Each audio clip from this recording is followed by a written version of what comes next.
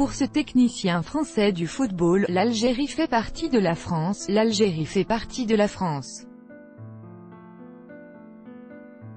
Détrompez-vous, ce n'est pas un nostalgique de l'Algérie française qui a tenu ce propos, mais l'entraîneur du club algérois de football USMA, fraîchement recruté, le technicien français Thierry Froger, lors de sa conférence de presse du 19 juin, à Alger.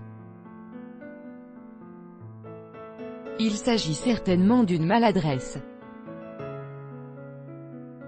Lors de sa conférence de presse, le 19 juin, à l'occasion de la signature, le 18 juin, de son contrat d'entraîneur du club de football algérois USMA, le technicien français, Thierry Froger a fait une déclaration maladroite en annonçant que l'Algérie faisait partie de la France. Ce propos n'a pas manqué de faire réagir les internautes qui n'ont pas hésité à faire le parallèle avec le concept colonial d'Algérie française. Ce concept considérait l'Algérie comme un pays territorialement, culturellement et historiquement lié à la France.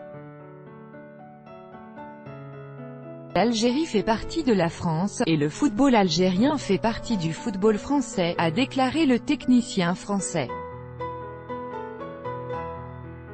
Un internaute a supposé que Thierry Froger a rajouté la phrase « Le football algérien fait partie du football français » pour camoufler le vrai sens de la première « L'Algérie fait partie de la France ».